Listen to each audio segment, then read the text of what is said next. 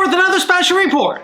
A so-called hacker, who was supposedly the public face of a company that allegedly cost Nintendo $65 million, was just released from prison on good behavior. But he'll literally be paying for his crime for the rest of his life, as the $10 million fine doled out to Canadian Gary Bowser, yes, there's yet another Bowser, is more than he could possibly hope to repay. Gary was supposedly the public face of Team Executor, which created and sold mod chips allowing the Switch to play pirated games. For that, Gary made a relatively modest $320,000 over 7 years, or just north of $45K per year. And even if he was living in the Dominican Republic, where the standard of living is lower than the States, he definitely wasn't making bank. The Department of Justice described it as a comfortable lifestyle, and I'd say that's accurate. For that, he was sentenced to 40 months in prison and ordered to pay Nintendo $10 million in a civil lawsuit.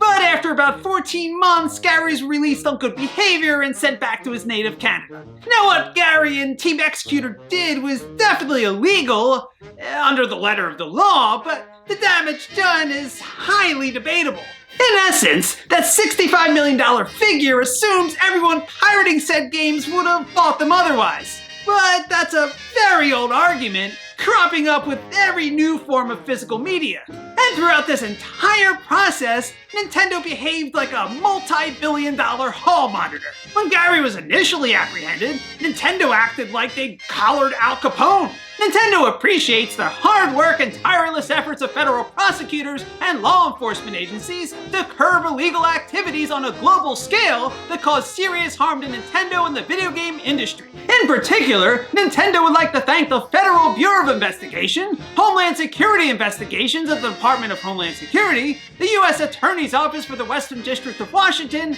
the U.S. Department of Justice's Computer Crime and Intellectual Property Section, and the Justice Department's Office of International Affairs for their significant contribution and assistance.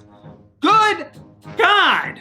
Because Gary can't pay back the $10 million in full, Nintendo can garnish 25 to 30% of his monthly gross income for the rest of his working life. So I guess that's a victory for the consumer in a very roundabout Rube Goldberg sort of way. Because, like every company ever, Nintendo claims that thievery causes price hikes, and arguably the biggest impetus behind the digital games market is to curb piracy and kill the secondary market, which the bigwigs already equate with piracy. I'd never in a million years recommend doing what Gary did, incurring the wrath of a remorseless international juggernaut like Nintendo, but methinks Nintendo doth protest too much, and the Justice Department, with the backing of Nintendo, dropped the hammer a bit too hard on what you might assume was an international terrorist. Thanks for joining me for another special report.